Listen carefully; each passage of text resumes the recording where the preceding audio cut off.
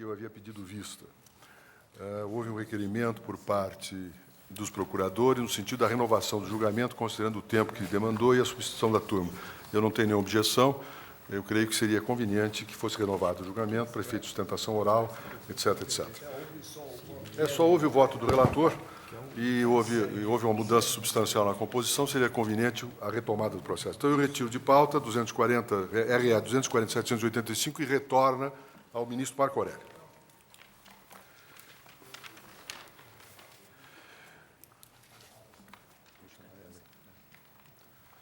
Ministra Ellen Grace, com sustentação oral, ação direta de inconstitucionalidade 3685, requerente do Conselho Federal da Ordem dos Advogados do Brasil e requerido Congresso Nacional. Seria bom, Ellen.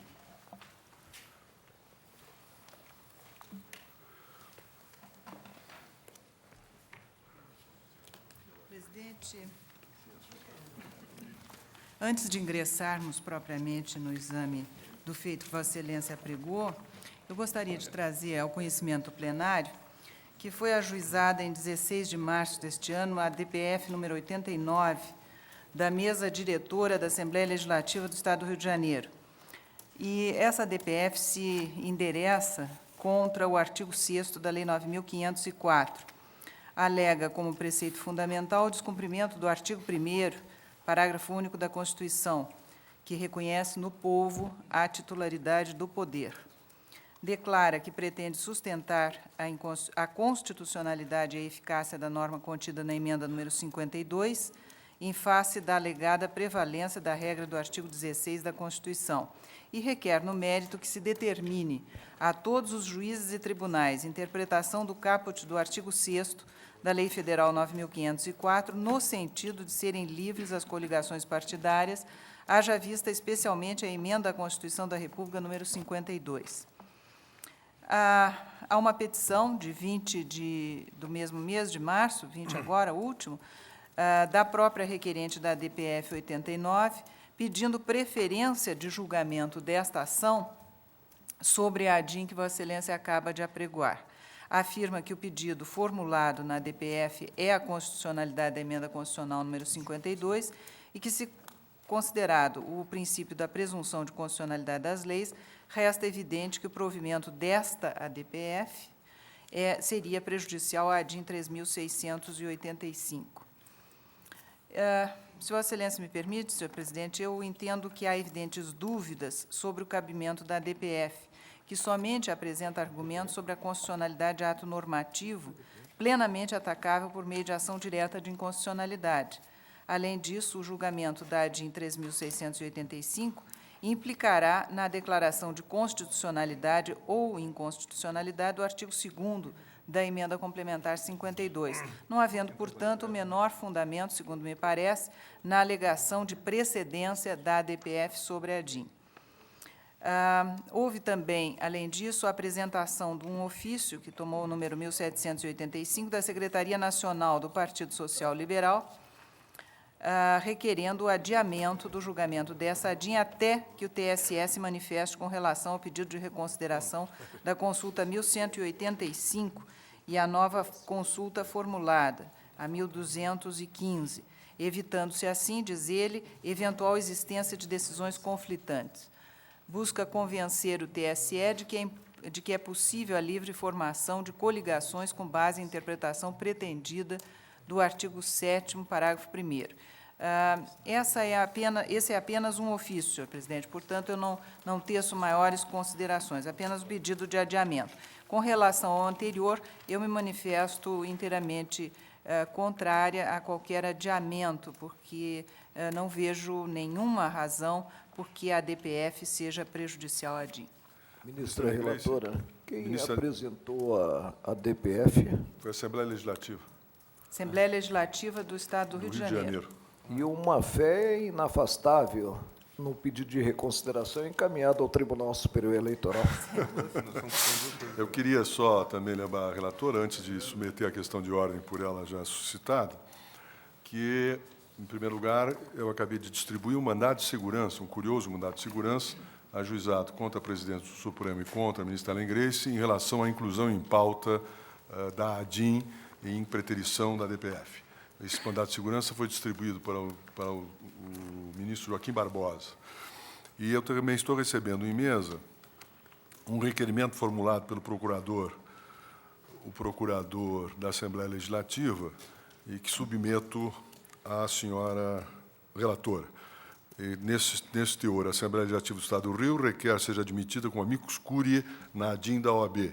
Na eventualidade de não ser deferida a questão de ordem que requer, pelo que seja concedida na referida ADIM da OAB, a palavra pela ordem para sustentar as suas razões.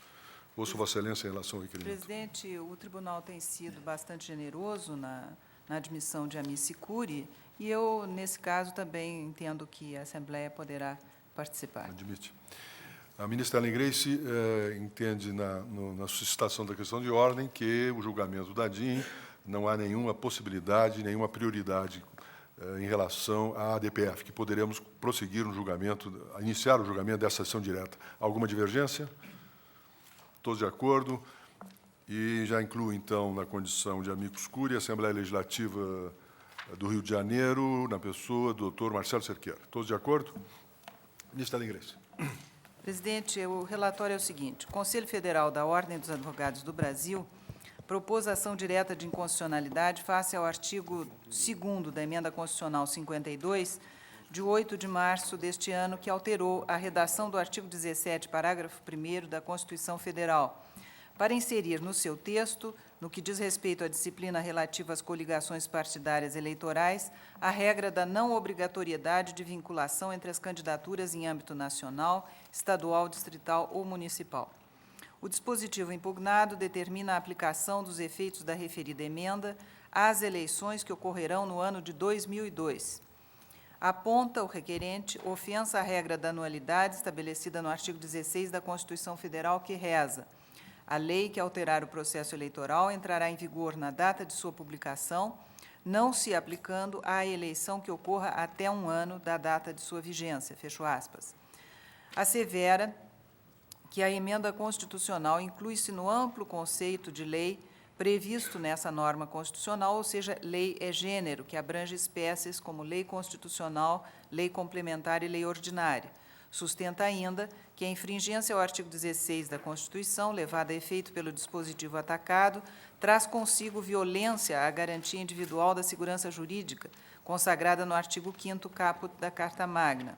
Esclarece que a regra da anualidade também deriva do princípio do Estado Democrático de Direito, assim, por atingir cláusulas pétreas e intangíveis por força do artigo 6º, parágrafo 4º da Lei Maior. O artigo 2º da Emenda Constitucional número 52 deve ser considerado inconstitucional. Requer a Ordem dos Advogados do Brasil, dessa forma, cautelarmente a suspensão da vigência da norma e, no mérito, a sua declaração de inconstitucionalidade. Após o ajuizamento da ação, a autora apresentou parecer de lavra do ilustre jurista Fábio Conder Comparato, no qual reitera os argumentos lançados na petição inicial. Com base no artigo 12 da Lei 9.868, vieram informações da Mesa do Congresso Nacional, em que alega não existir a inconstitucionalidade suscitada. Afirma que o artigo 16 da Constituição, por se dirigir ao legislador ordinário, não prevalece contra a Emenda Constitucional 52. Traz precedente desta Suprema Corte, o RE 129.392, da lavra do eminente ministro Sepúlveda Pertence, no qual se afirmou a inoponibilidade do artigo 16 da Carta à aplicação imediata de lei complementar, a que se refere o artigo 14, parágrafo 9º da Constituição. Considerado esse julgamento, com muito mais razão, assevera, a anualidade não pode ser invocada em face de emenda à Constituição. Manifesta-se, portanto, o Congresso Nacional pela improcedência do pedido formulado. O advogado-geral da União, na sua manifestação, afirma preliminarmente que, nos termos do artigo 3º da Lei 9868, a presente ação deve ser indeferida ante a ausência de razoável fundamentação quanto à suposta violação ao artigo 5º. Sobre o mérito, alega que o postulado da anualidade do artigo 16 da Constituição não se aplica à Emenda Constitucional 52, pois esta trata de coligações partidárias, matéria que, por ser afeta ao direito partidário, não se confunde com o processo eleitoral. Prossegue sua exposição com o argumento de que, se foi possível ao Tribunal Superior Eleitoral, em março de 2002, estabelecer exegese sobre as alianças partidárias para as eleições daquele ano, sem que isso representasse ofensa à segurança jurídica, muito mais legítima mostra-se a interpretação fixada pela Emenda Constitucional 52 e a aplicação das alterações do artigo 17, parágrafo 1º da Lei Maior, às eleições de 2006. Assevera, de outra parte, que a regra do artigo 16 da Carta Magna não integra o rol das cláusulas pétreas, pois não decorre necessariamente do princípio democrático e da segurança jurídica. Esclarece que, mesmo tida a anualidade por princípio constitucional intangível, a Emenda Constitucional 56 com ela não conflita, ao contrário, concorre justamente para a expansão do rol dos direitos e garantias individuais. Tece, por fim, considerações sobre a verticalização das alianças partidárias para, ao final, manifestar-se pela improcedência do pedido. A Procuradoria-Geral da República, em parecer da lavra do seu Procurador-Geral, Dr. Antônio Fernando de Souza, alegou que a inobservância do que disposto no artigo 16 abalaria a seriedade do processo eleitoral, pois comprometeria todas as decisões políticas subsequentes que estariam sob constantes questionamentos acerca da sua legitimidade intrínseca. Assevera que o artigo 60, parágrafo 4º, inciso 2º, ao incluir no núcleo intangível da Constituição Federal o voto direto, secreto, universal e periódico, está protegendo, na verdade, o próprio princípio democrático, de caráter evidentemente imutável. Aduz outrossim que o artigo 16 da Constituição explicita a prevenção ao casuísmo, que deve se dar de uma maneira mais ampla, precavendo-se o processo eleitoral de qualquer espécie de alteração extemporânea em detrimento da segurança jurídica exigida pela necessária legitimação do pleito.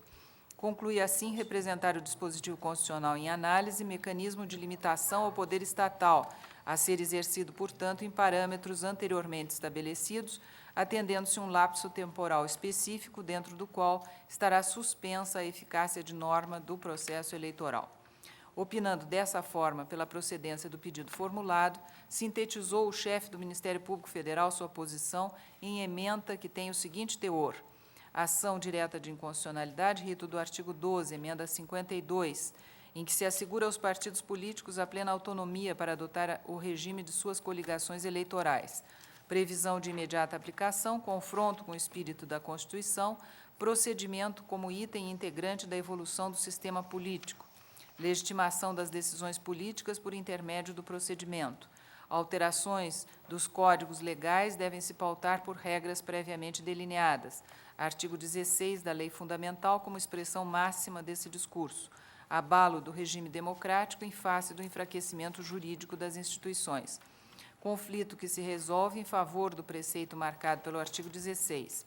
Disposição que inova o processo eleitoral, rearrumando as formatações pelas quais se expressarão as tendências e os agentes participantes do pleito que se avizinha. Segurança jurídica a ser prestigiada, plausibilidade do pedido demonstrada, patente risco de inflamação e dúvida social. Parecer pela procedência do pedido. É o relatório. A palavra ao doutor Roberto Antônio Busato, pelo requerente, Conselho Federal da Ordem dos Advogados do Brasil. Presidente, apenas acrescentando, com licença do eminente Batonier, que hoje pela manhã eu recebi memorial de lavra do eminente ministro Paulo Brossard de Souza Pinto e fiz cópias que devem ter chegado aos gabinetes de Vossa Excelência. Obrigado, Vossa Excelência. Com a palavra, Vossa Excelência. Excelentíssimo senhor presidente do Supremo Tribunal Federal, excelentíssima senhora ministra relatora, excelentíssimos senhores ministros, excelentíssimo Procurador-Geral da República, a Ordem dos Advogados do Brasil comparece pelo seu presidente nacional, talvez de forma inédita, defendendo o Madin, em respeito a esta colenda corte, a mais alta do país, em respeito à relevância da matéria que a Ordem traz hoje à apreciação e julgamento, em respeito ao fundamento legal que nos obriga, pelo artigo 44 da Lei 8.906 de 94, em defender a Constituição da República Federativa do Brasil. Usando do privilégio constitucional do artigo 103, que diferencia a Ordem dos Advogados do Brasil como organização profissional no mundo todo para o ajuizamento desta medida de controle constitucional.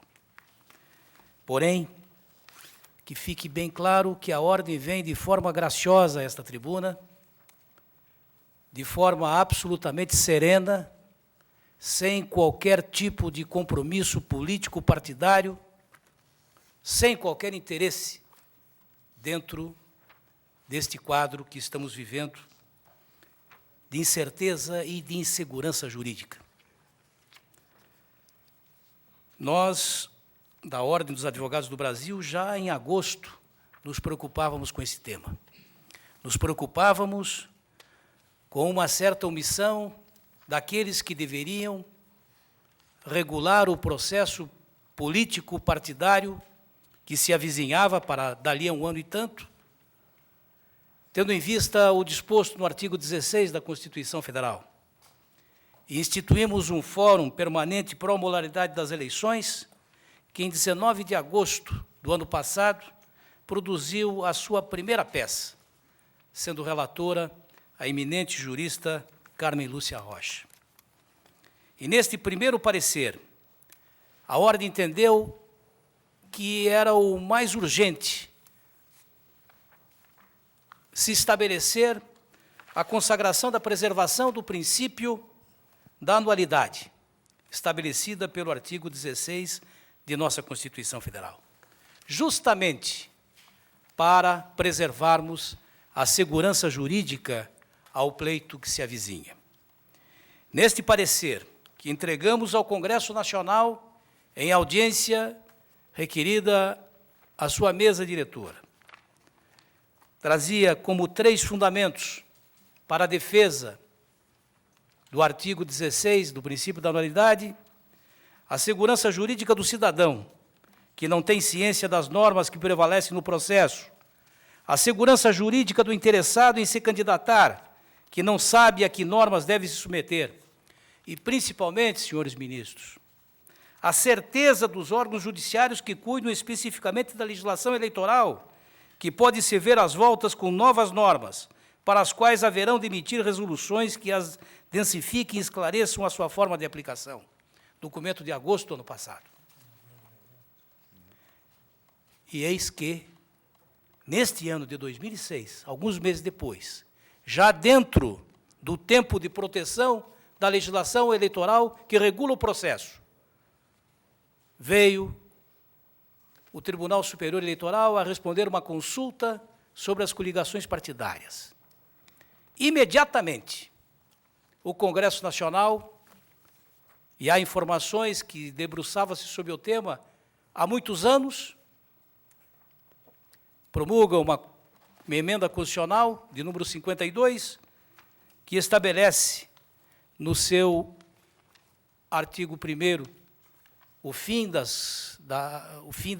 chamada verticalização, e no artigo 2º que vale para essas eleições em confronto total ao comando da consulta respondida pelo Superior Eleitoral.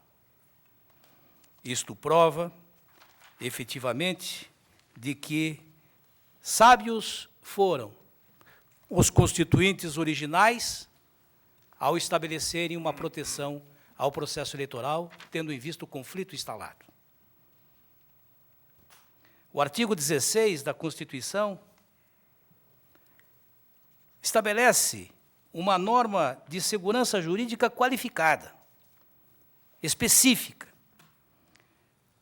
Segurança estabelecida pelo artigo 5º, caput, que por força do artigo 60, parágrafo 4º, item 4º, faz parte das chamadas cláusulas pétreas.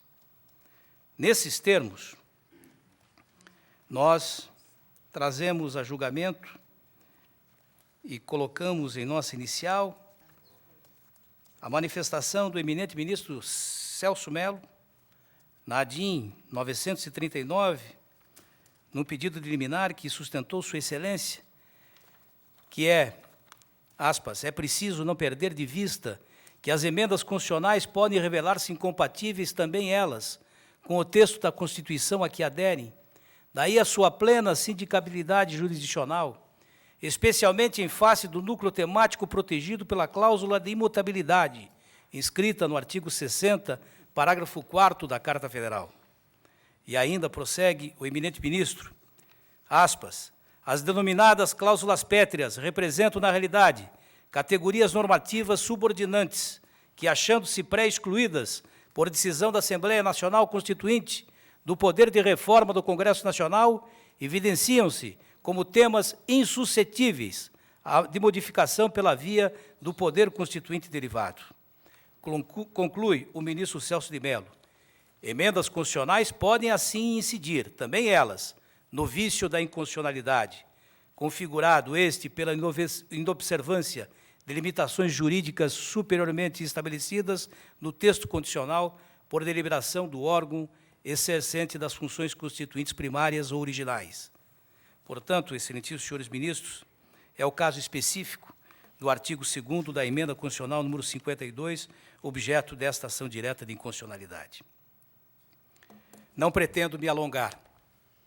A matéria é de alta relevância, mas é de interpretação e cabe a vossas excelências, constitucionalmente, esta prerrogativa.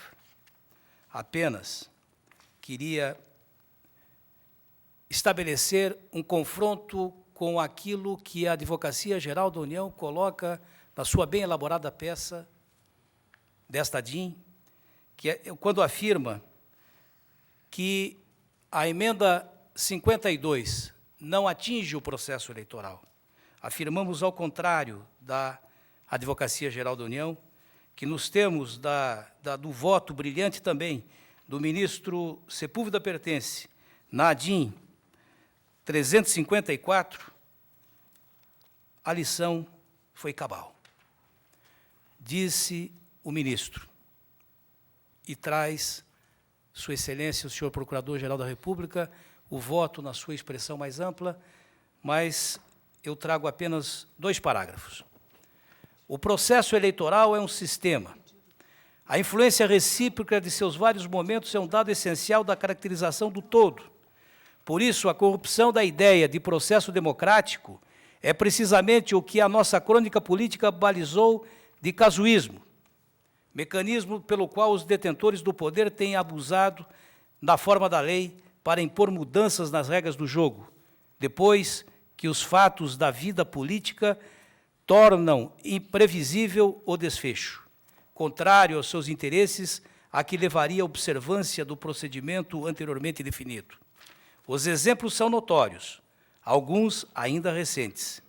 Minha tendência, diz o ministro Sepúlveda Pertence, assim é de emprestar ao conceito de processo eleitoral, para os fins do artigo 16, extensão tão ampla quanto os seus termos comportam, de modo a abranger radicalmente, desde o alistamento dos eleitores e a habilitação dos partidos à escolha dos candidatos, definindo assim todas as personagens do drama eleitoral, do registro dos candidatos à propaganda, da votação ao procedimento e aos critérios da apuração até o momento culminante da proclamação e da diplomação dos eleitos. Portanto, nós entendemos que o clima de insegurança jurídica se instalou ao momento que o Tribunal Superior Eleitoral definiu, numa resposta à consulta, a permanência do Instituto e que, logo em seguida, não respeitando a disposição constitucional no seu lapso temporal, o Congresso Nacional promulgou a emenda número 52. Diante de tudo que dos autos consta, do magnífico parecer produzido pelo constitucionalista professor Fábio Conder Comparato, a Ordem dos Advogados do Brasil e a cidadania brasileira, espero seja declarada a inconstitucionalidade do preceito impugnado. Obrigado, senhor presidente. Senhores ministros, senhora relatora, há um requerimento também de sustentação oral pelo Congresso Nacional, doutor Alberto Cascais, que é o procurador advogado-geral do Senado Federal, representando o Congresso Nacional. Nós aqui já admitimos a sustentação oral do procurador do Tribunal de Contas da União. Eu creio que não há nenhuma objeção. Eu passo a palavra ao doutor Alberto Cascais, pelo Congresso Nacional.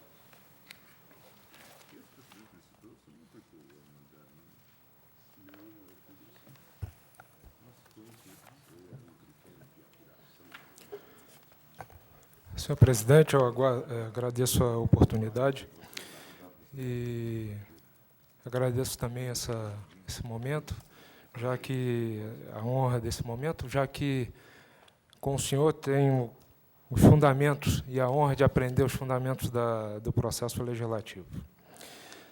Senhora ministra Ellen Grace, relatora desse processo, que hoje pela manhã brilhantou a Comissão de Constituição e Justiça do Senado Federal. Senhores ministros que compõem esta corte, ministro Marco Aurélio e Gilmar Mendes, a quem quero fazer uma saudação especial, já que tive a honra também de frequentar as aulas, especialmente aspectos polêmicos de direito processual civil e direito constitucional. Ministro Lewandowski, a quem congratulo pela presença nesta corte. Senhor Procurador-Geral da República, que se constitui meu presidente no Conselho Nacional do Ministério Público e que, com tanta democracia e equilíbrio, tem conduzido os trabalhos naquele colegiado. Senhor Advogado-Geral da União, senhor Presidente do Conselho Federal da Ordem dos Advogados do Brasil, que, sinceramente, lamento, nessa estreia perante o plenário do Supremo Tribunal Federal, está assumindo uma posição contrária. Laboriosa serventia, minhas senhoras e meus senhores. Já dizia Max Weber que a dificuldade de se manter um pensamento é simplesmente aquela de se repetir várias vezes a mesma tentativa. Nesses dias vem a imprensa tomando por certo, como se fosse já favas contadas, que a manutenção da verticalização para as eleições deste ano será derrubada pelo Supremo Tribunal Federal. Posto que se já conheceria o entendimento de dois ministros, em especial o ministro Marco Aurélio e o ministro presidente do Tribunal Superior Eleitoral, Gilmar Mendes. E pelo fato também desta Corte dificilmente contrariar as decisões do TSE. Certamente que não se trata de julgamento idêntico ou de recurso em face da decisão tomada pelo TSE, já que antes mesmo a decisão do TSE é adotada antes mesmo da promulgação da emenda constitucional número 52, que extinguiu a verticalização. O foco aqui, então, é diferente. E trata-se, portanto, de uma realidade jurídica distinta. Embora se tente transmitir a ideia da verticalização como algo bom para o país, chegando-se a dizer que evitaria uma poligamia entre partidos e se evitaria também o casamento do que se chamou de cobra com peixe-boi, não é isso que ocorre. Longe de atentar contra a segurança jurídica, a verticalização é um engessamento do processo político e a negação do seu pluralismo, como fundamento que é da República. Mantida a camisa de força, que é a verticalização, o que se tem, como se teve em 2002, é a determinação da política de todos os estados pelas coligações que ocorrem no estado de São Paulo. É o paradigma de São Paulo que prevalecerá sobre todos os estados, como se fosse um retorno à política da República Velha. A polarização PT-PSDB é eminentemente paulista. Ela não ocorre em todos os estados. E, se ocorre, muito se deu em decorrência da determinação de São Paulo. Nesse sentido, a verticalização nacionaliza a disputa política de São Paulo e, ao invés de preservar o caráter nacional dos partidos pelo caminho reto da luta pelo voto no Brasil, exige alianças que não podem fazer o menor sentido nos estados, fazendo-os aderir a alianças convenientes apenas a São Paulo. Não se pode engessar o fortalecimento local do partido com a verticalização, obstando o caminho da construção de partidos nacionais. A suposta perenidade da norma, que conteria o princípio da verticalização, também não existe. Apenas no dia 26 de fevereiro de 2002, no exercício do seu poder regulamentar, é que o TSE baixou diversas instruções para a regência das eleições daquele ano, entre as quais a de número 55, que dispõe sobre a escolha e o registro dos candidatos nas eleições de 2002, veiculada pela resolução número 20.993. Nesta, o artigo 4º tornou obrigatória nos estados as coligações firmadas para a eleição de presidente da República com o seguinte texto: os partidos políticos que lançarem, isoladamente ou em coligação, candidato à eleição de presidente da República, não poderão formar coligações para eleições de governador, de Estado ou do Distrito Federal, senador, deputado federal e deputado estadual ou distrital, com partido político que tenha isoladamente ou em aliança diversa lançado candidato à eleição presidencial. Essa norma que rompeu com a tradição republicana, nunca antes vivida, e que modificou as regras poucos meses antes das eleições daquele ano. Tanto que muitas das vozes que hoje clamam pela manutenção da verticalização, naquele momento se insurgiram contra a inovação. À exceção do período ditatorial, o Brasil sempre se pautou pela liberdade partidária. Por outro lado, no recurso extraordinário 129.392, este mesmo Supremo entendeu que a lei que instituiu o novo regime de inexigibilidade não se pode opor ao artigo 16 da Constituição. Ora, se nem em face de lei complementar não se opõe o artigo 16, com muito menos razão se poderia opô-lo à imediata aplicação de uma emenda constitucional. No mesmo processo, o ministro Paulo Brossard, que gentilmente encaminhou parecer da sua lavra, declarou que um artigo da Constituição não pode ser aplicado para negar aplicabilidade imediata a outros artigos da própria Constituição.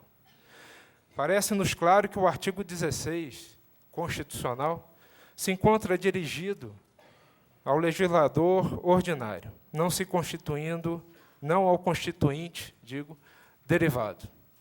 Não se podendo ler emenda constitucional onde se ler escrito lei. Por outro lado, as coligações só interessam aos partidos políticos e não ao eleitor propriamente dito, não se tratando, portanto, de processo eleitoral.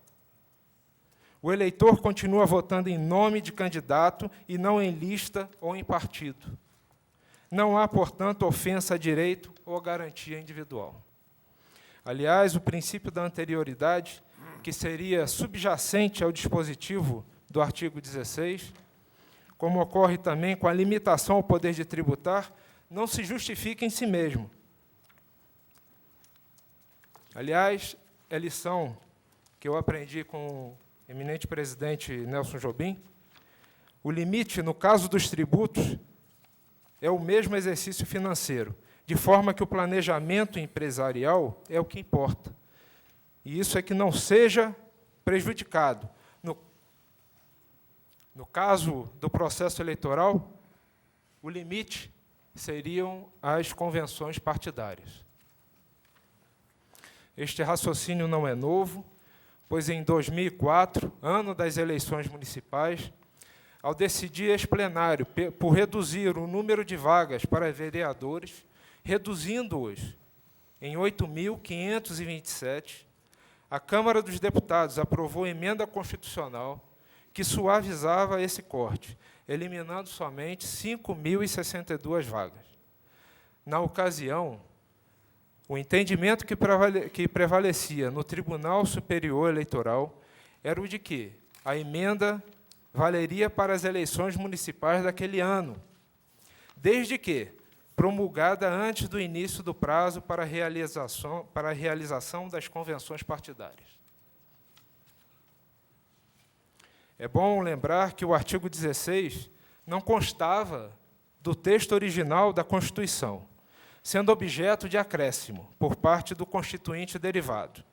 O mesmo legislador Constituinte derivado, quando da apresentação da proposta da emenda, da emenda que veio a se constituir, a emenda constitucional número 52, no caso, apresentada pelo ex-senador Bernardo Cabral, relator da Constituinte, afirma na justificativa da emenda constitucional, que eu peço vênia para ler.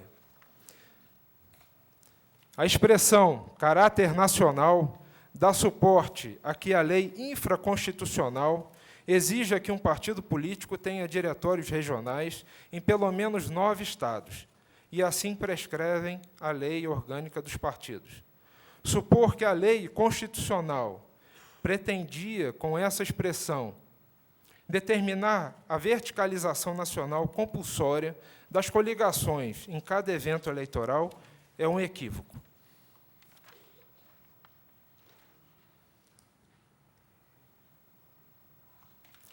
O relator dessa emenda constitucional foi o ex-senador também, José Fogaça, que entendeu plenamente aplicável a emenda às eleições de 2002, afastando o disposto no artigo 16, por não se constituir em cláusula pétrea, podendo, por isso, ser exceptualizado por uma emenda constitucional.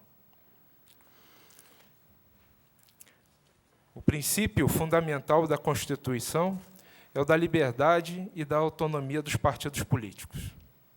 Quer dizer, o partido pode, mediante decisão em convenção nacional, impor a verticalização com efeito legal, mas será sempre objeto de decisão autônoma do partido, nunca uma imposição da lei.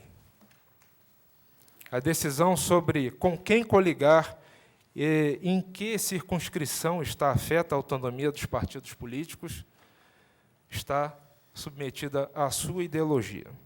E somente os respectivos órgãos diretivos e os eleitores, principalmente eleitores, têm o direito de fiscalizar a ideologia dos partidos políticos e a sua coerência ideológica.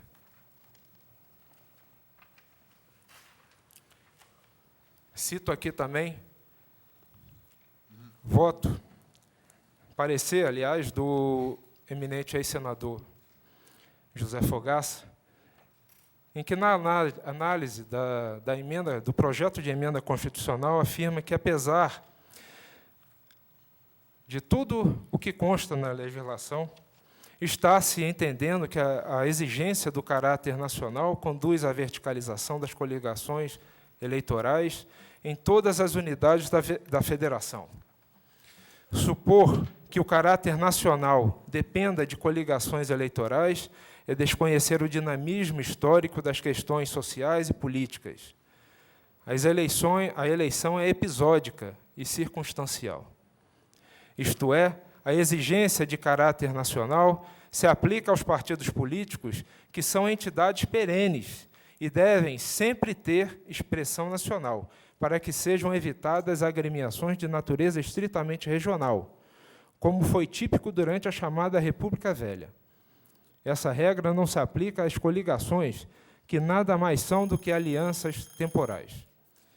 Senhor presidente, encerrando a minha participação nesse julgamento, eu pugno pela manutenção incólume da emenda constitucional número 52. É o que tinha a dizer. Muito obrigado. Obrigado, Vossa Excelência. Ministra relatora, eu consulto Vossa Excelência. Tem sobre a mesa um requerimento para admissão de amicus curiae do Partido da Frente Liberal, do PFL, do Partido Movimento Democrático Brasileiro, do Partido Popular Socialista e do Partido Democrata Trabalhista. formulado pelo doutor Ademar Gonzaga. Eu Admite? nada tenho a opor, presidente. Todos de acordo? Com a palavra... Entre eles, não sei. Não, porque há um amigo escuro já admitido, que é pela A improcedência. Assembleia do Rio de Janeiro. Assembleia, Legislativa. outra Assembleia. Prefeito. Pela Assembleia Legislativa do Estado do Rio de Janeiro, com o amigo sul, doutor Marcelo Cerqueira. Presidente, mas vai haver divisão de tempo? Não, são só dois advogados, não é? São dois advogados. São dois advogados. Marcelo, para um e o...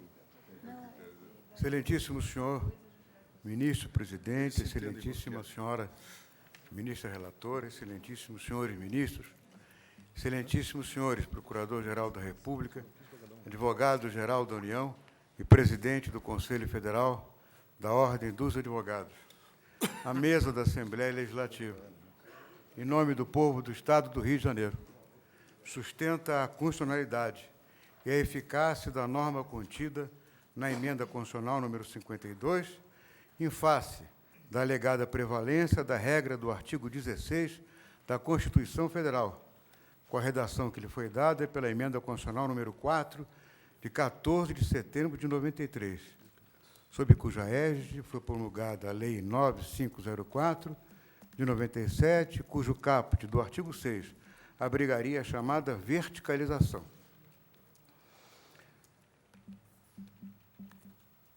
A impossibilidade, sustenta também a Assembleia, a impossibilidade de proteger o artigo 16 com o disposto no artigo 5º e abrigá-lo na cláusula pétrea do artigo 6º todos da Constituição Federal. É um recurso engenhoso, porém desconhecido em direito. Não há, na hipótese, a inexistência de violação a limites materiais implícitos. Não é o sistema de normas jurídicas que faz o Estado, mas as disposições formais do Estado é que resultam principalmente de sua ordem econômica capitalista e selvagem. A chamada verticalização, ela estaria abrigada, segundo esta ADIM, numa cláusula pétrea. E, nesse momento, ela desconhece, com o devido respeito, a origem e o alcance das cláusulas pétreas na história do direito constitucional brasileiro.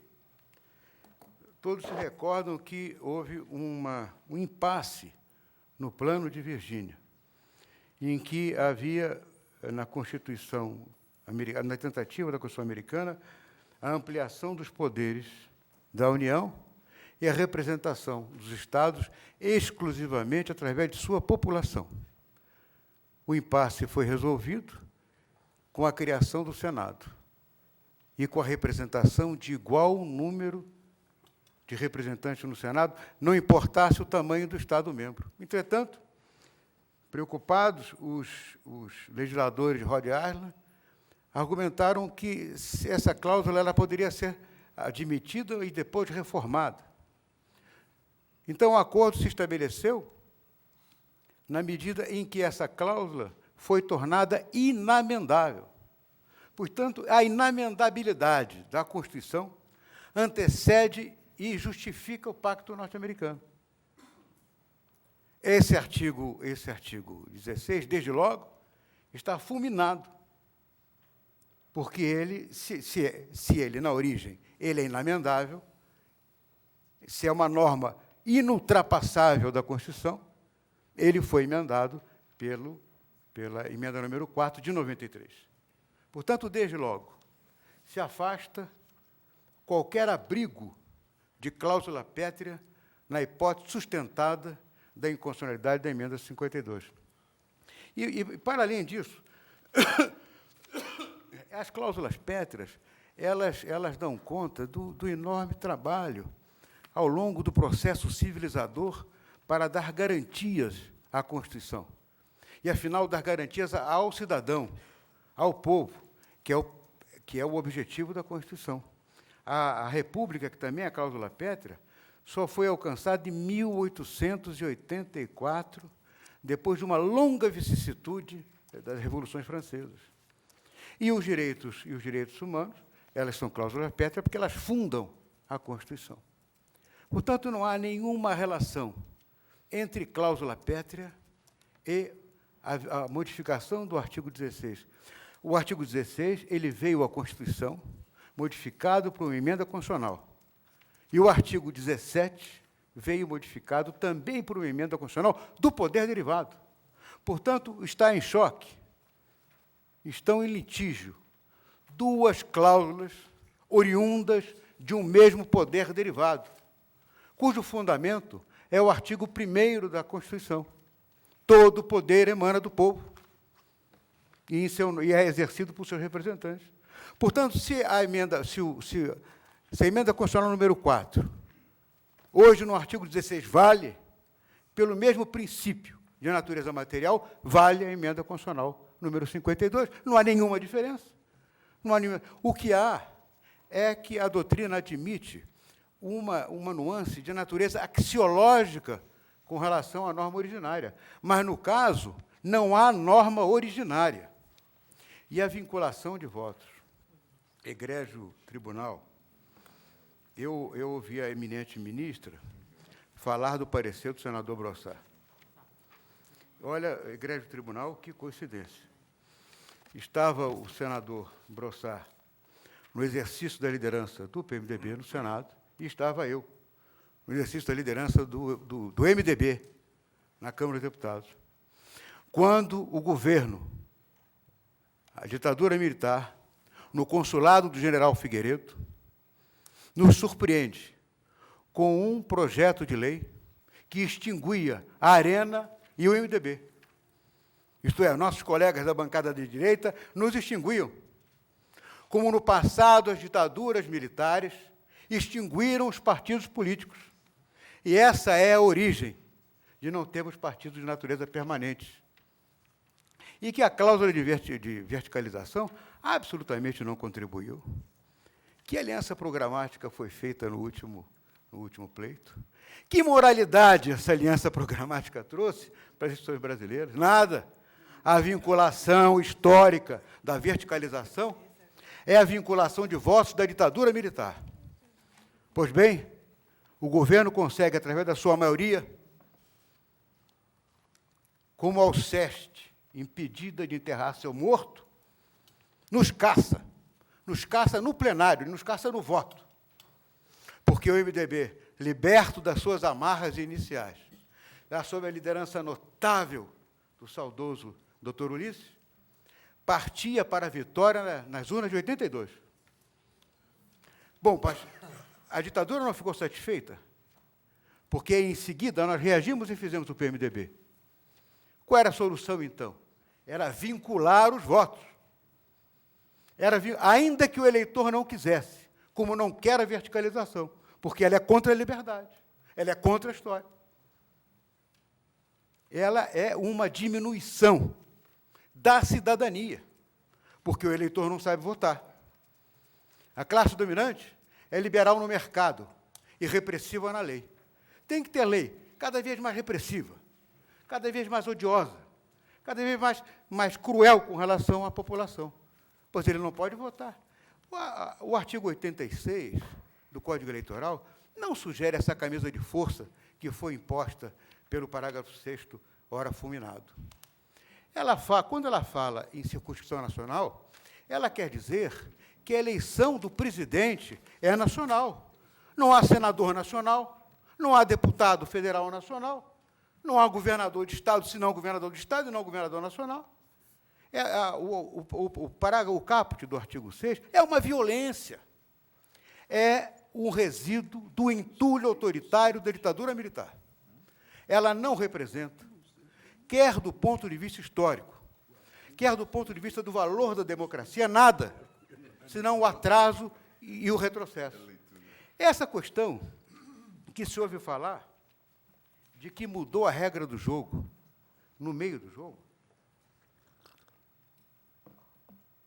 ela não teve acolhida nessa corte. Eu me recordo que, quando foi modificado o artigo que proibia a recandidatura, o que foi objeto de uma ADIM, se não me engano, o ministro Veloso foi o relator, foi com relação à inelegibilidade. E quando o presidente de então foi eleito, era claro na Constituição originária, eleito por um mandato de 4 anos, irreelegível. Mas, no meio do jogo, foi modificado. E ele ainda atentou contra a história. Mais longe, o exemplo do segundo Bonaparte. É claro que sem manifestações militares. E aqui mais perto, com Perón, Menem e Fujimori. Era uma norma do poder originário, parente próximo da anualidade. Eram 4 anos. Portanto, eram 4 anualidades. Foi modificado por emenda constitucional no curso do mandato do presidente da República. E não houve sequer uma arguição de inconstitucionalidade com relação a essa mudança de jogo.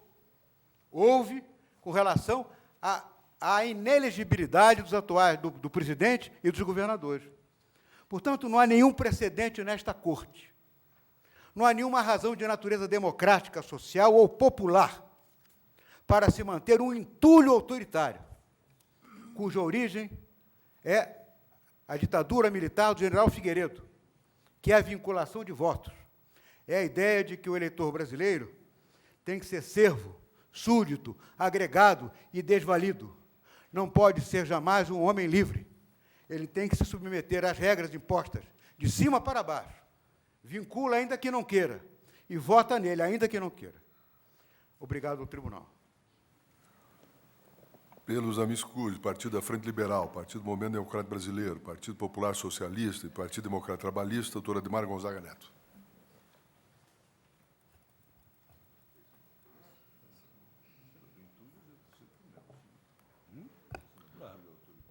Senhor presidente, senhora ministra Ellen Grace, demais ministros dessa egrégia corte, senhor procurador-geral da República, nobres colegas, senhores serventuários. Realmente, o PFL, PMDB, PPS e PDT se associam ao feito para sustentar, não obstante os bem articulados argumentos trazidos pelo doutor Roberto Busato, que a DIN não traz, que a emenda constitucional 52 não traz consigo nenhuma carga de inconstitucionalidade. Quais são os argumentos da ação direta? Que o artigo 1º altera o processo eleitoral. E o artigo 2º é inconstitucional por quê? Porque afronta a regra da anualidade.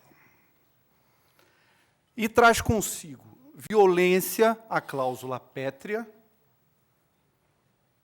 dos direitos e garantias individuais.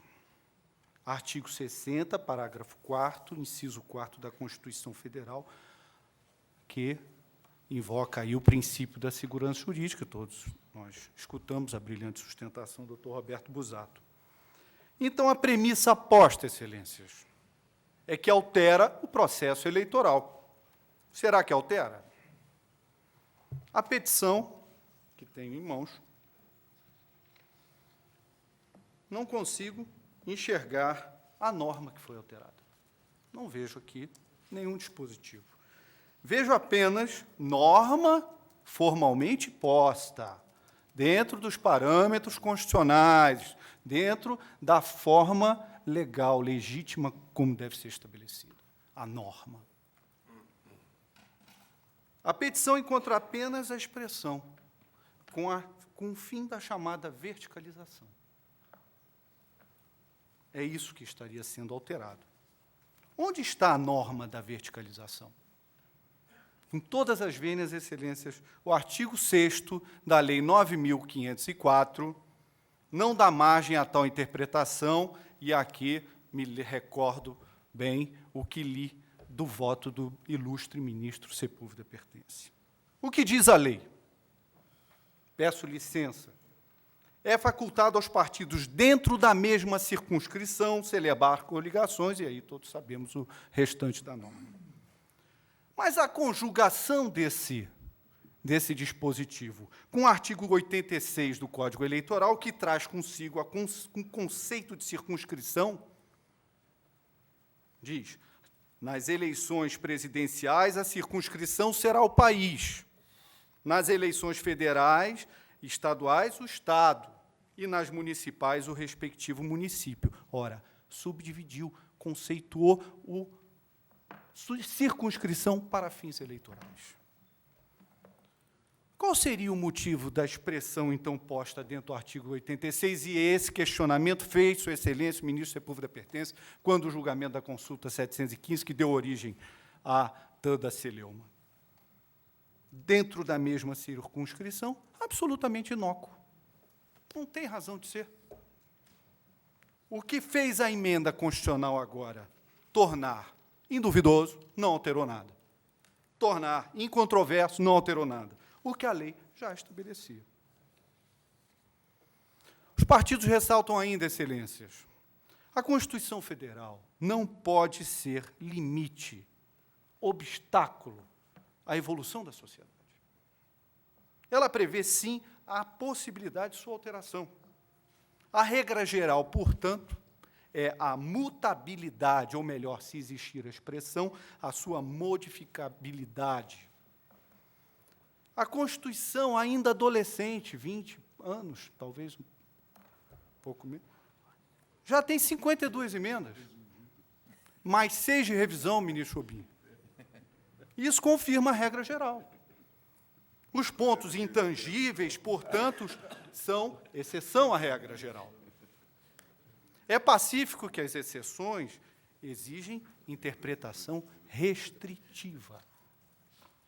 Interpretação restritiva realça a regra geral, que é a mudança. Ampliar restrições com todas as vênias é esvaziar a norma geral. O artigo 16, peço licença, a lei que alterar o processo eleitoral entrará em vigor. Lei. O dispositivo fala em lei, não se aplicando às eleições que ocorram até um ano de sua vigência. Se refere à lei, destinatária à lei. Não se aplica expressamente às emendas constitucionais. Interpretação diversa foge ao caráter restritivo, que a interpretação limitação deve possuir.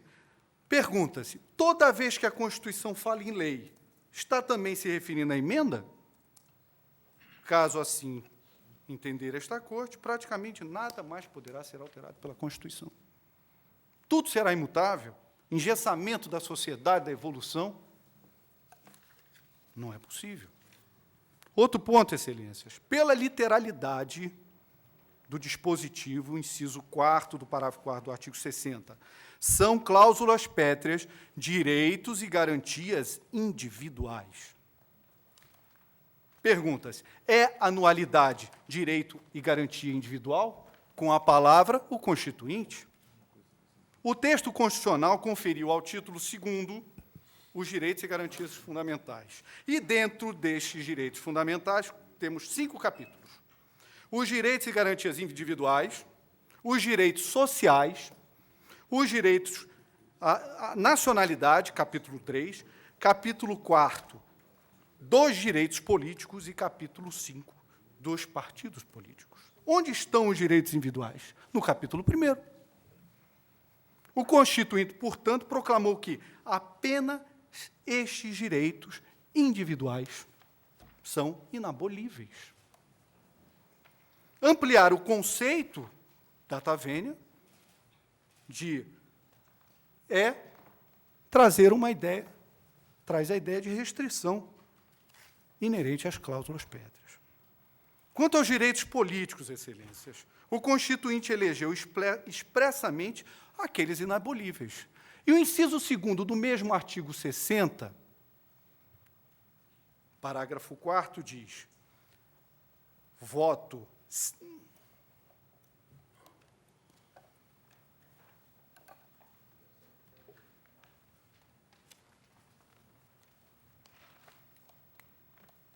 direto, secreto, universal e periódico. Não será objeto de deliberação a proposta de emenda que tende a abolir voto direto, secreto, universal e periódico.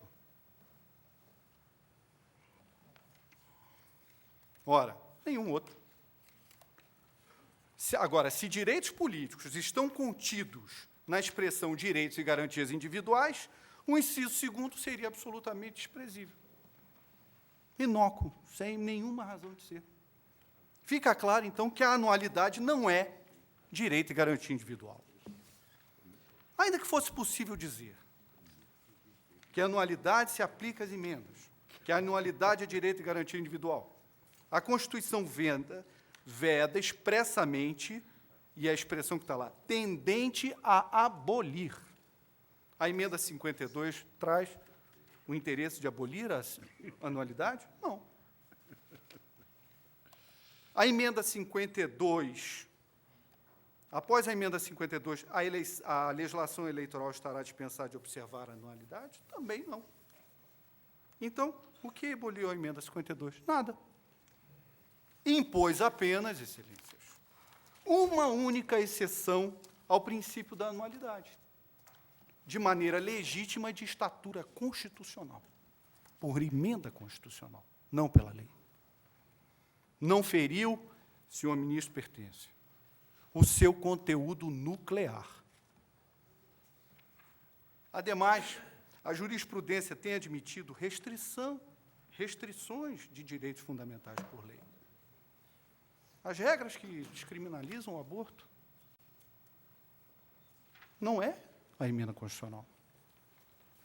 Concluindo, não houve alteração no regime jurídico das eleições.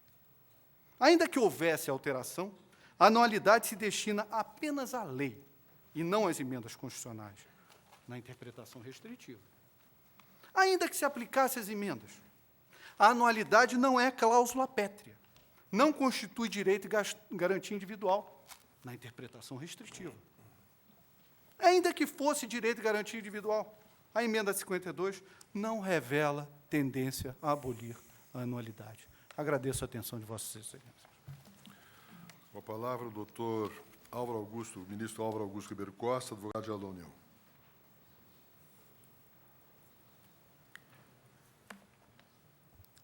Senhor presidente, senhora ministra relatora, senhores ministros, senhor procurador-geral da República. Pouco a dizer em verdade depois de tantas e brilhantes sustentações. O advogado-geral reafirma o seu pronunciamento por escrito pela improcedência da ação e pede vênia apenas para enfatizar alguns dos tantos aspectos aqui já salientados. Em síntese, verifica-se desde o início que a petição inicial, não por falta de talento, certamente, mas por uma certa volatilidade da argumentação, não consegue sequer cumprir a exigência legal e jurisprudencial da demonstração analítica da alegada inconstitucionalidade. É que, se faz referência ao artigo 5º, se faz referência à segurança jurídica, se faz referência ao princípio democrático, em princípio, tudo bem, mas haveria necessidade de um raciocínio lógico que vinculasse esses princípios àqueles pontos de referência inicial, no caso, o artigo 16. Sintetizando, aqui não se trata, dentro de toda a argumentação, não se trata, em primeiro lugar, de lei, a emenda que se impugna. Não é aquela lei referida no artigo 16. Não se trata também, muito menos, de lei eleitoral. Mas se lei fosse, ou se lei eleitoral fosse, mesmo assim, haveria que considerar que o artigo 16 não encerra em si uma cláusula pétrea. Não encerra. E havia a necessidade, também haveria, de considerar os próprios aspectos nucleares da questão principal que aqui se coloca. A primeira questão, quanto à natureza de lei eleitoral ou não, ela tem resposta na lei, o artigo 8º da Lei 9.504, que define quando começa o processo eleitoral. Não há dúvida, a leitura do artigo 8º é clara. Tem resposta também Na decisão do próprio TSE, no recurso mandado de segurança 2070, de onde se destaca na ementa, no caso da fixação dos vereadores, que o número de vereadores há de ser fixado antes de iniciado o processo eleitoral, vale dizer, antes do prazo final de realização das convenções partidárias para escolha de candidatos. E tem resposta negativa também na decisão aqui desta Egregia Corte, na DIN 354, merecendo realce o fato de que o tribunal delimitou o conceito de processo eleitoral e o fez pelas palavras do ministro Moreira Alves, de onde se destaca a conclusão, permitam-me repetir, que processo eleitoral deve-se entender aquela expressão não como abrangente de todas as normas que possam refletir-se direto ou indiretamente na série de atos necessários ao funcionamento das eleições por meio do sufrágio universal, o que constitui o conteúdo do direito eleitoral, mas sim das normas instrumentais diretamente ligadas às eleições, desde a fase inicial, a da apresentação das candidaturas, até a final de promoção dos eleitos. Ali lembrou o ministro Moreira Alves que, se o legislador quisesse dar uma amplitude maior àquele conceito, não teria utilizado o conceito que o próprio artigo 8º da Lei das Eleições utiliza, um conceito estrito. Ele teria usado, por exemplo, o conceito de direito eleitoral, normas de direito eleitoral, portanto, normas mais amplas. Portanto, tanto a lei, tanto o TSE, como essa excelsa Corte, já deram a sua resposta à questão inicial. Trata-se de lei processual, pode ser considerada lei processual a emenda aqui impugnada? Parece que não. Um outro aspecto importante a ser destacado é a natureza do direito, chamado até de direito partidário, a natureza de direito privado. Aqui já se abre uma vertente de distinção necessária. As normas partidárias, depois da Constituição de 88, não há dúvida que integram a relação o rol que se rege pelo princípio da liberdade e da autonomia. Isto é fundamental para a melhor compreensão deste caso. Trata-se de norma de direito privado, regida basicamente pelo princípio da liberdade e pelo princípio da autonomia. Isso repercute até na questão da competência, e se pode exemplificar isso no caso do TSE, no RESP 16.829, em cuja ementa da relatoria do ministro Nelson Jobim, se afirmou pacífica a competência da Justiça Eleitoral para dirimir a controvérsia que envolva órgãos de partido político. A competência é da Justiça comum.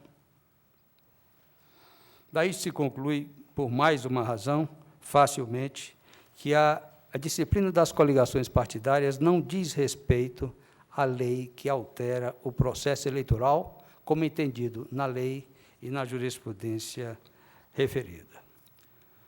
Outro ponto a merecer destaque é a questão da verticalização como tema de interpretação.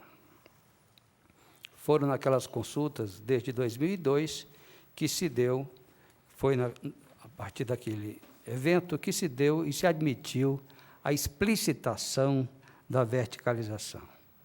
Mas o Supremo, julgando as ADINs que se seguiram, embora afirmando que se tratava de interpretação, deixou desde logo, naquele momento, assentado o seguinte: nenhum dispositivo da Constituição Federal se ocupa diretamente de coligações partidárias ou estabelece o âmbito das circunscrições em que se disputam os pleitos eleitorais, exatamente os dois pontos que levaram à interpretação do TSE. Foi notável, a propósito, a discussão em que o ministro Sepúlveda Pertence, como voto vencido, explicita a questão da circunscrição, do âmbito das circunscrições. E qualquer que seja a razoabilidade das teses lançadas em confronto naquele momento, o certo é que qualquer delas mostra que há um outro lado a ser considerado.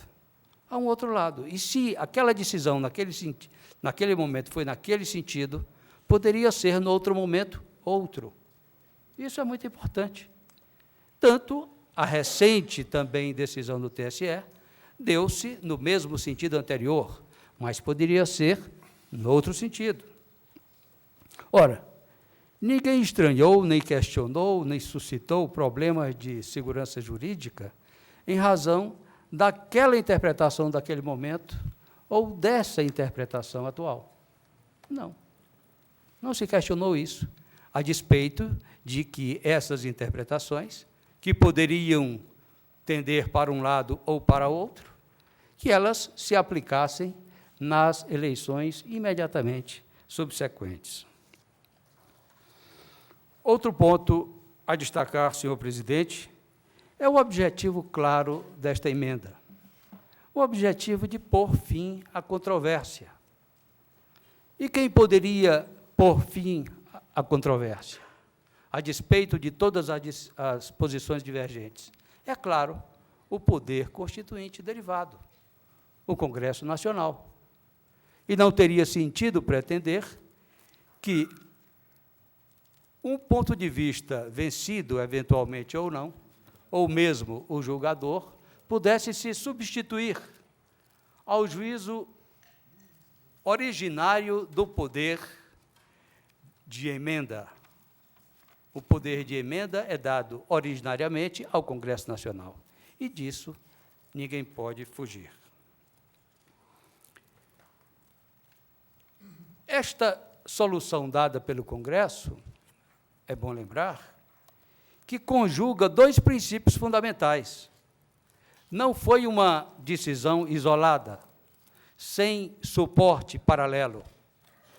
Pelo contrário, ele conjuga também o princípio da autonomia, o caráter nacional dos partidos e também, não menos importante, o pluralismo político. Em outras palavras, o próprio Estado democrático de direito e os seus fundamentos. Veja-se o artigo 1º. Daí se verifica de logo que não é pertinente a invocação do artigo 16. Mas se fosse, certo, como já foi tão bem demonstrado aqui, é que ele não integra o núcleo da intangibilidade constitucional. Também já ficou muito bem demonstrado, nesta tribuna, que o que se tem são normas do mesmo nível. E com o agravante de que a norma de referência sequer tinha essa redação na sua feição original de 88. Portanto, a ausência de empecilho à modificação já se revela até por aí. Não se diga também, ou se enfatize, em contrário, a questão da segurança jurídica sem considerar uma coisa muito simples. É que o princípio da segurança jurídica não decorre necessariamente do princípio da anualidade. Não. Porque, se fosse assim, não haveria necessidade do artigo 16. Não haveria necessidade. Ele se imporia naturalmente, como uma consequência da segurança jurídica ou do princípio democrático.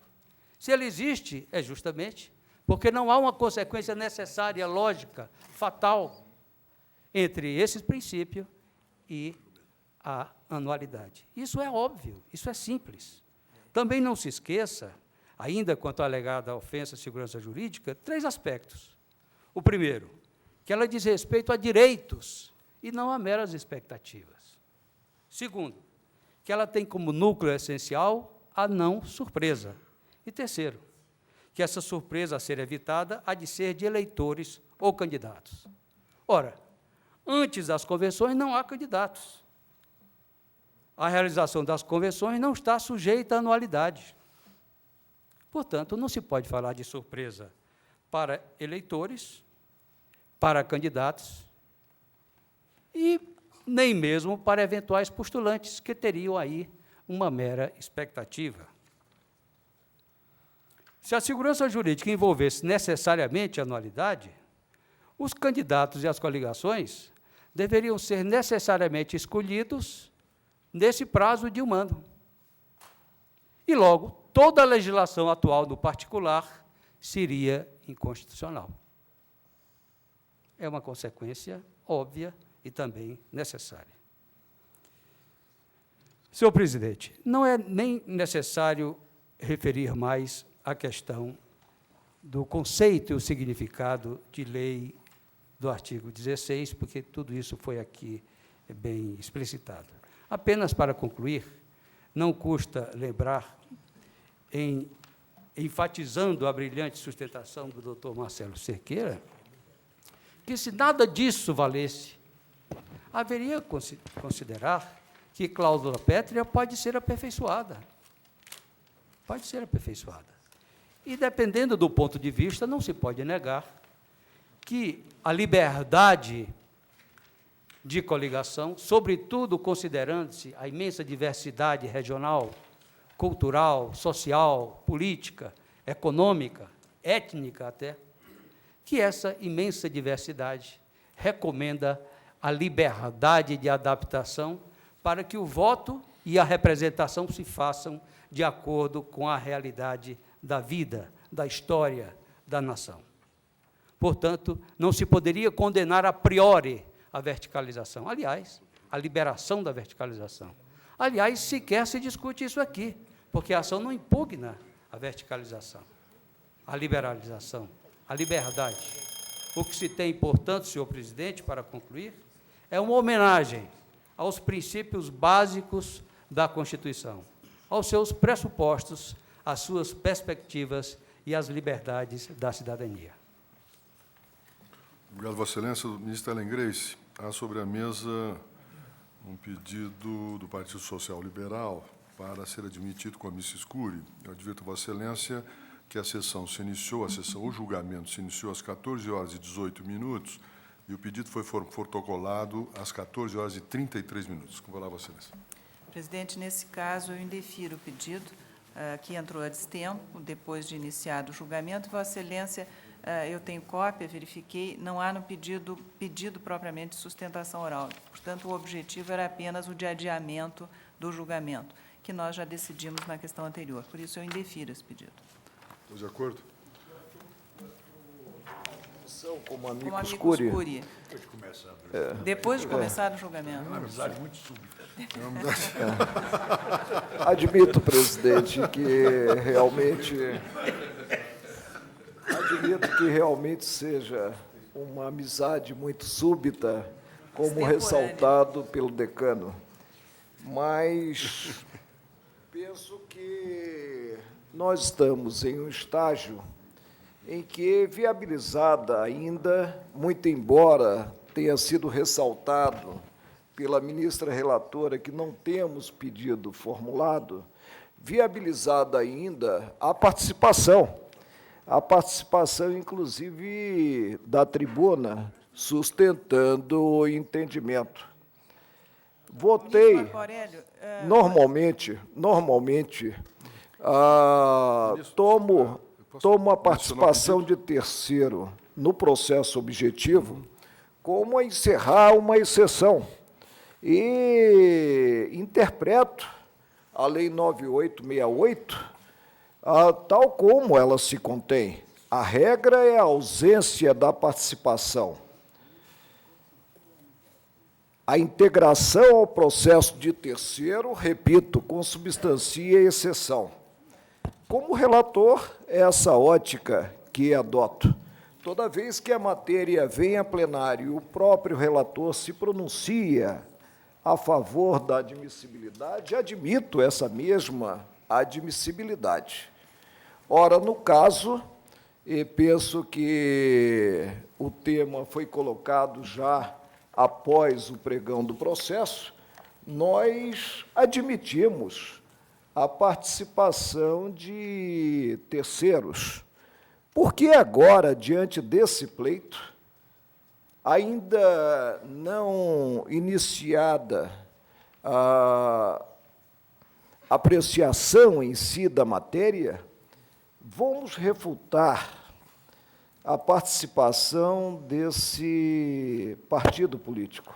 Ministro Marco Aurélio, salvo o equívoco Eu meu... não quero ser incongruente. Só eu queria colocar que referir que, na verdade, o requerimento, embora nominado de amicus curiae, ele pretende, na verdade, embora o nome seja dado, ele pretende, na verdade, a litisconsorciação, porque diz assim: a sua admissão nos autos como amicus curiae, dando-se vista da presente petição ao autor e aos demais processualmente interessados. Segundo, seja novamente intimado a douta Procuradoria-Geral Eleitoral a fim de se manifestar acerca do presente petitório. A dinâmica é a organicidade. Adiamento do julgamento. O instrumental ficam atropeladas. Atropelado, não é caso. Acompanho E, além disso, ministro Marco Aurélio, salvo o equívoco meu, nós, quando autorizamos o ingresso dos amici curiae, exigimos que houvesse pedido expresso para sustentação oral, e não há. Para a divisão do tempo, não há. A petição não traz esse pedido. Já tinha falado o advogado-geral da União. E não sei bem se houve divisão, porque, mas, na verdade, pelas sustentações, eu penso que nós observamos em relação a cada qual dos advogados 15 minutos. Né? É o dobro, e aí tinha 2, ficou 15 para cada um. A essa altura, presidente, nós teríamos realmente o prejuízo, né, da organicidade do julgamento. Eu acompanho a relatora indeferido. O tribunal indeferiu o pedido, portanto, passo a palavra ao senhor Procurador-Geral, doutor Antônio Fernandes Barros de Souza. Senhor presidente, senhores ministros, nobres advogados, questiona-se na ação em julgamento a constitucionalidade da regra contida no artigo 2º da Emenda Constitucional número 52, publicada no dia 8 do corrente mês, que dispõe: esta emenda constitucional entra em vigor na data da sua publicação, aplicando-se às eleições que ocorrerão no ano de 2002. Argumenta o autor que, com referência às eleições realizadas no ano de 2002, com essa referência, pretende-se afastar a incidência do artigo 16 e, assim, permitir a aplicação da regra prevista no artigo 1º da emenda questionada às eleições do corrente ano. Ao seu ver, entretanto, a previsão do artigo 16 da Constituição é limitante, isto é, impede a eficácia de toda e qualquer norma que venha alterar o processo eleitoral dentro do período de 1 ano da eleição. Vale dizer, a disposição normativa inovadora não será aplicada, é esse o mandamento do artigo 16, à eleição que ocorra até 1 ano da sua vigência. Ao seu ver, há de se dar primazia ao comando do artigo 16, que fornece suporte ao princípio da segurança jurídica, e assim insere-se no conjunto apartado de cláusulas imodificáveis da lei maior. Portanto, a alteração contida na emenda constitucional 52 deveria respeitar o núcleo essencial da Constituição, deixando de lado a sua pretensão de ser aplicada imediatamente. Vê-se, desde logo, isso é importante que se tenha presente, que não está em discussão o conteúdo da nova redação que a Emenda Constitucional número 52 atribuiu ao parágrafo 1º do artigo 17 da Constituição Federal, mas única e exclusivamente a sua incidência e aplicação ao processo eleitoral em curso, de sorte que todas as considerações sobre as virtudes ou os defeitos da verticalização não estão sendo questionadas nesta ação, apenas o termo inicial de incidência e aplicação da norma alterada. É relevante, inclusive, observar que há o pedido alternativo de interpretação conforme a Constituição, de decisão no sentido de se afastar a exegese, que admita a aplicação das regras contidas na emenda em questão ao pleito deste ano, e não a inconstitucionalidade do artigo 1º, não se questiona isso. Como já explicitei no parecer apresentado oportunamente, entendo que a norma do artigo 16 deve merecer proteção destacada. O procedimento tem fundamental importância para a legitimidade das decisões políticas. Reconhecida a inviabilidade de alcançar-se a unanimidade, o que se busca no sistema político moderno é a legitimidade das decisões, que devem ser aceitas, ainda quando não sejam compartilhadas por todos, pelo fato de terem sido tomadas dentro de um procedimento previamente estabelecido. É o procedimento formal, o lastro de legitimação das decisões. Desse modo, deve conferir-se à regra do artigo 16 da Constituição Federal papel decisivo no processo eleitoral. Afirmar a legitimidade do processo de escolha, que é fundamental para a consolidação da democracia, passa pela rigorosa atenção de seu comando normativo. Como regra de procedimento, confere segurança às diretrizes do processo político, circunstância valiosa para a sua racionalização, bem como para a aceitação dos eleitos pelo povo.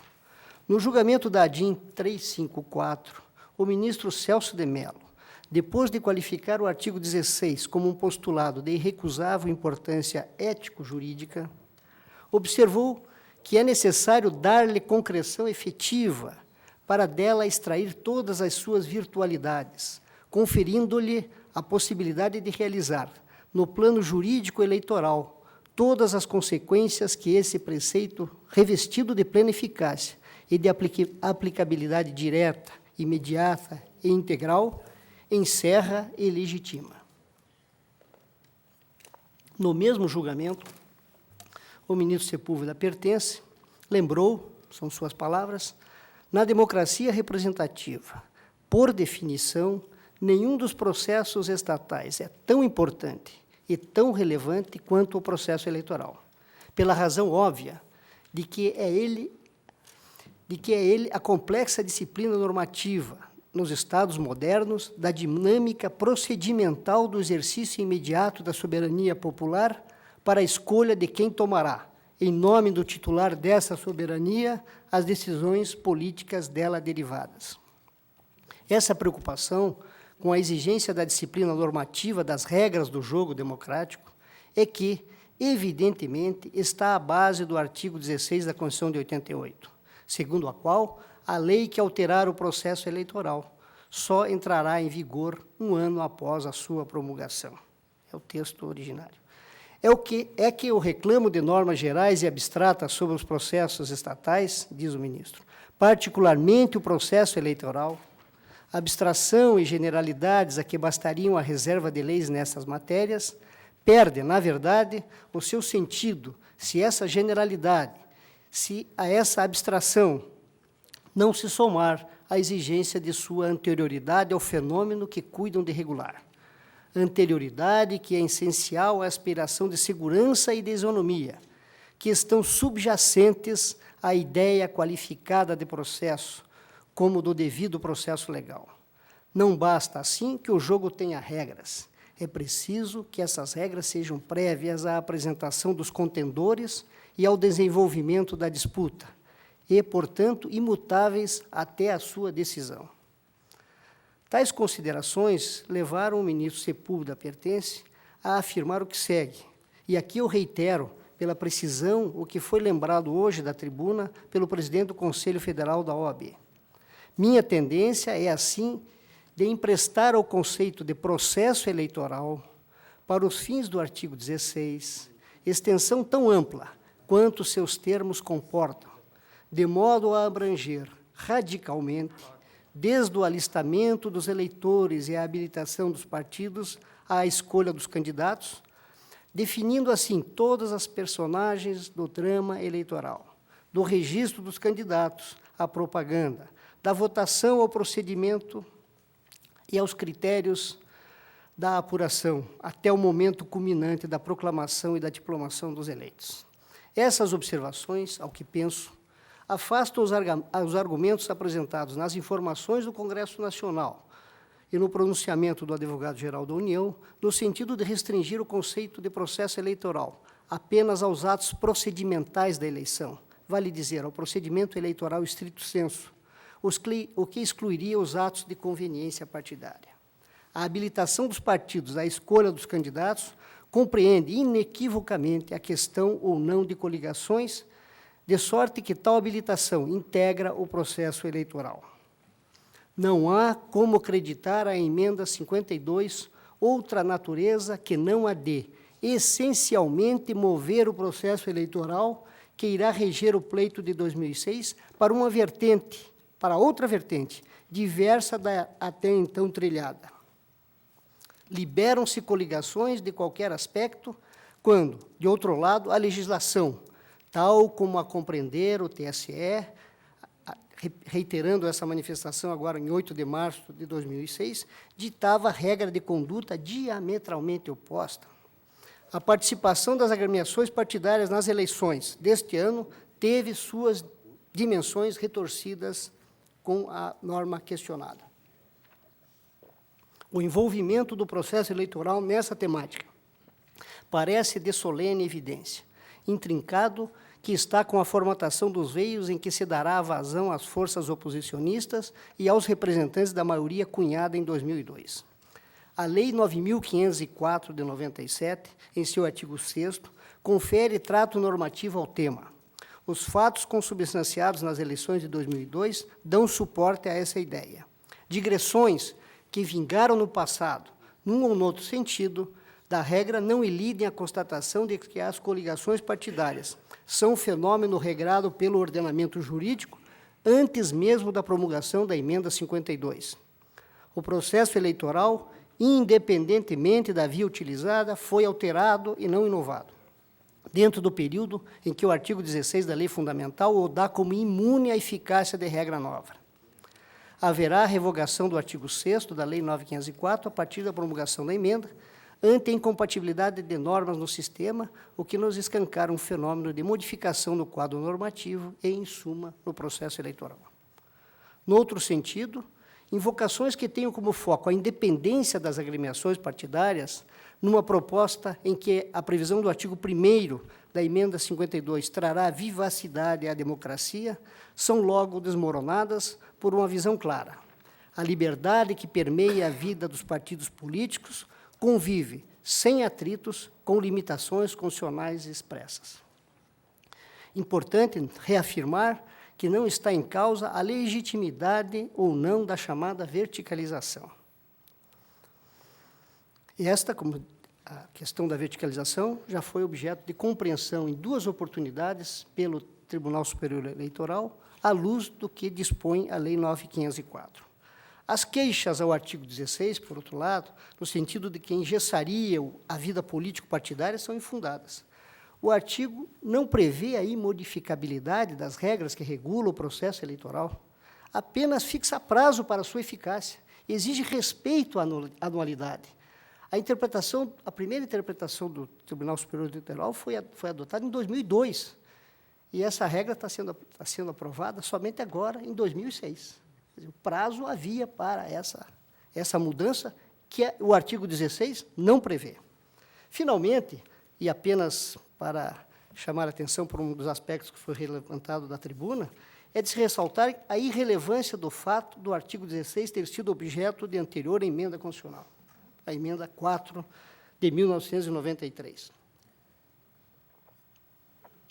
Essa particularidade não nos permitiria argumentar que a norma esteja fora das limitações materiais ao poder de emenda, bastando ver o real propósito da alteração, qual seja, conforme ressaltado pela doutrina de Celso Ribeiro Bastos, de mera correção técnica, sem influência nas disposições normativas anteriores, prestando-se apenas ao objetivo de aperfeiçoá-lo tecnicamente, para deixar certo que a lei eleitoral entrará em vigor na data de sua publicação e só se aplicará à eleição que ocorrer 1 ano após a sua vigência. É exatamente o que se sustentou da tribuna. O aperfeiçoamento da norma é possível, e é exatamente o que aconteceu. E foi exatamente o que aconteceu. Portanto, certo que o artigo questionado sugere a aplicação do artigo 1º ao processo eleitoral, artigo 1º da Emenda Constitucional 52 ao processo eleitoral em curso, circunstância que o coloca em desacordo com o artigo 16 da Constituição Federal, reitero a manifestação no sentido da procedência da ação. Vamos suspender a sessão por 30 minutos e retomaremos na segunda parte.